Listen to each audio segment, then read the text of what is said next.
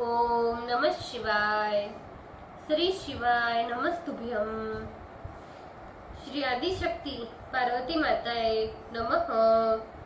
श्री विघ्नेश्वराय नमः। श्री लक्ष्मी नारायणे नमः। श्री सरस्वती ब्रह्माए नमः। श्री सियारामे नमः। श्री रामदास हनुमाने नमः। श्री राधे श्यामे नमः।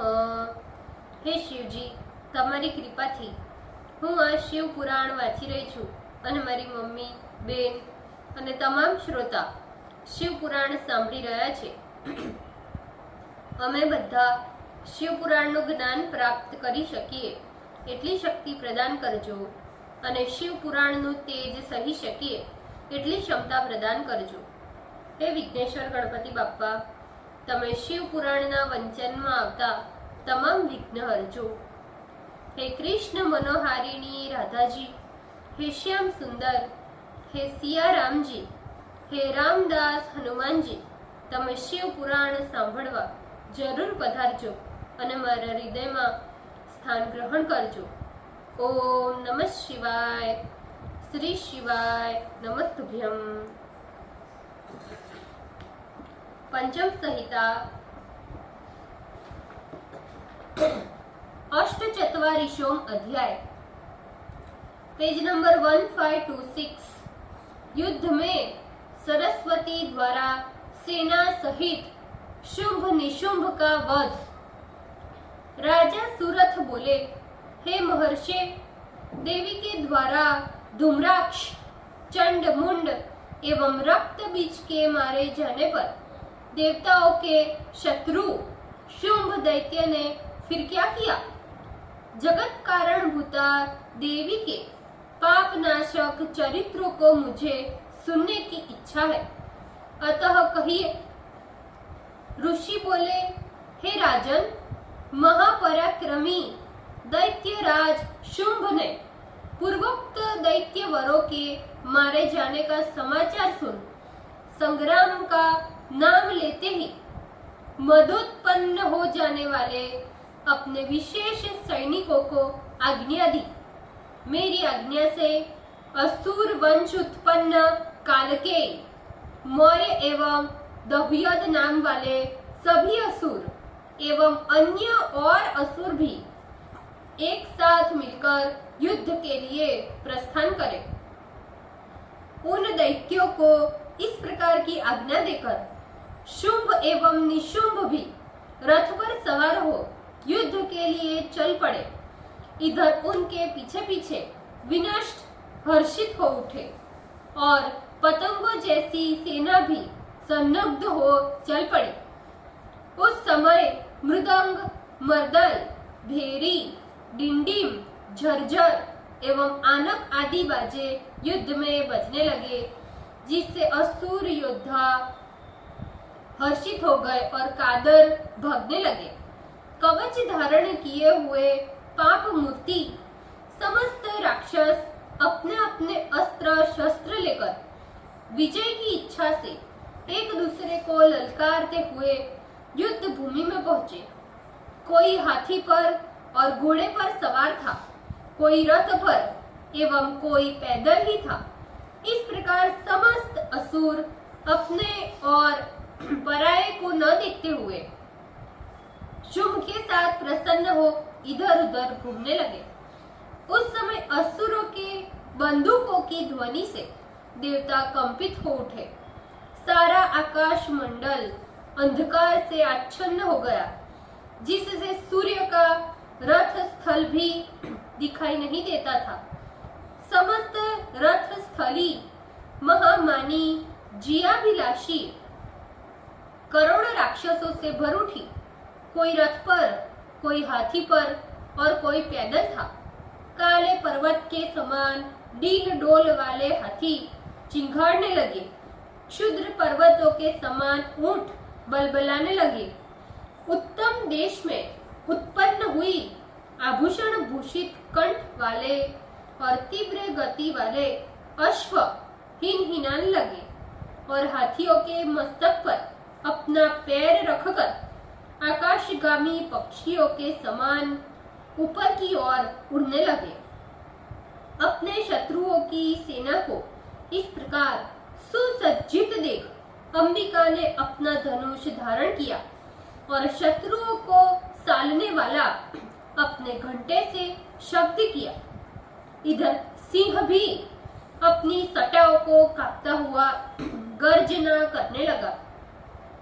हिमालय पर बैठी हुई अनेक मनोहर आभूषण तथा शस्त्रों को धारण करने वाली देवी को देखकर शुंभ कामुक के समान मधुर वाणी में बोला, हे महेश्वरी, तुम्हारे कोमल मनोहर अंग पर धारण की गई ये मालती माला भी दुख दे रही होगी, फिर भी तुम इस कोमल और सुगंधित अंगों से किस प्रकार भयंकर युद्ध करना चाहती हो।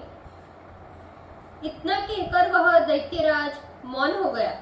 तब उससे देवी चंडिका बोली, अरे मूर्ख, व्यर्थ का बकवाद क्यों कर रहा है? शक्ति हो तो युद्ध कर, अन्यथा पाताल भाग जा।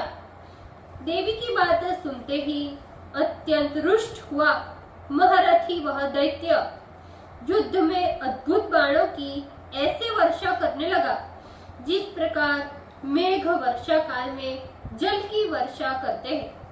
वह मदोन्मत्त हो अपने तीखे बाण, त्रिशूल, फरसे, भिंडी बाण, परीघ, धनुष, तोप, त्रास, शूरण एवं खड़गों से भयंकर युद्ध करने लगा।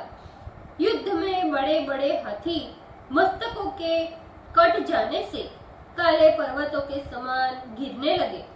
शुंभ की श्वेत एवं उड़ती हुई बक पंडित के समान श्वेत पताका मर्यादा रहित होकर पृथ्वी पर गिर गई। देवी ने उस समय ऐसा भयंकर युद्ध किया कि राक्षस मछली के समान छटपटाकर पृथ्वी पर गिरने लगे। कंधों के कट जाने के कारण घोड़े भयंकर दिखाई पड़ने लगे। उस समय और कितने राक्षसों को देवी के सिंह ने प्राण रहित कर दिया। युद्ध के मध्य में रक्त की नदी बहने लगी और कटे हुए रुंड मुंड भी बहने लगे। योद्धाओं के केश जल की काई के समान दिखाई पड़ने लगे और उनके उत्तरीय सफेद फैन जैसे प्रतीत होने लगे। उस समय घुड़सवारों का घुड़सवारों से, हाथी पर सवारी करने वालों का हाथी सवारियों से, रथियों का रथियों से एवं पदाति का पदातियों से परस्पर घमासान युद्ध हुआ। तदंतर निशुंभ अपने मन में विचार करने लगा कि ये कैसा भयंकर काल उपस्थित हो गया। काल की महिमा से दरिद्री धनी तथा काल की विपरीतता से धनी दरिद्री बन जाता है। काल के प्रभाव से जड़ बुद्धिमान और बुद्धिमान जड़ हो जाता है। हत्यारा बड़े बड़े मानियों से प्रशंसित होता है और महाबली पराजित हो जाता है और दुर्बल विजय को प्राप्त करता है। अतः प्राणियों की जय एवं पराजय महाकाल की इच्छा से ही होती है। महेश्वर ब्रह्मदेव एवं विष्णु भी काल का अतिक्रमण कर जीने में समर्थ नहीं है।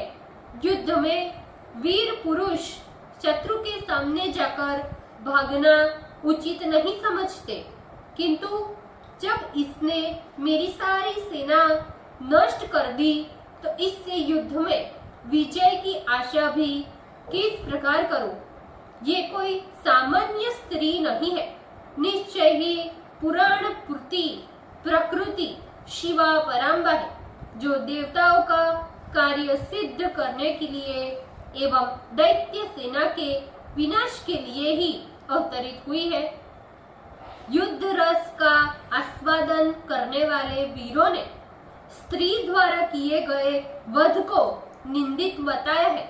किंतु बिना युद्ध किए लौट जाने पर दैत्यराज को अपना मुंह भी किस प्रकार दिखाऊं? वह महारथी इस प्रकार अपने मन में विचार कर सारथी से प्रेरित रथ पर सवार हो उस स्थान पर गया जहां देवांगनाओं से प्रार्थित यौवन श्री पार्वती बैठी हुई थी। वहां जाकर दैत्यराज निशुंभ बोला, हे महेश्वरी, इन वेतन भोगी योद्धाओं को मारने से क्या लाभ? यदि तुम युद्ध करना चाहती हो तो आओ कवच उतार कर युद्ध करो। ये सुन कौशिकी काली से बोली, इन दुरात्माओं के आग्रह को तो देखो, निश्चय काल ही पुरुष को अच्छे और बुरे मार्ग में प्रेरित करता है। विपत्ति काल में वही बुद्धि को विपरीत बनाता है। तदंतर निशुंभ दैत्य भगवती कालिका एवं कौशिकी पर सहस्रों बाणों की वर्षा करने लगा, किंतु देवी ने भी उसके समस्त बाणों के क्षण मात्र में सहस्रों टुकड़े कर दिए। ओम नमः शिवाय। श्री शिवाय नमस्तुभ्यम। भूल चूक माफ करजो, शिवजी कृपा रखजो। આજના શિવપુરાણના વંચનનું પુણ્ય મને પ્રદાન કરજો શિવજી। ઓમ નમઃ શિવાય। શ્રી શિવાય નમસ્તુભ્યમ।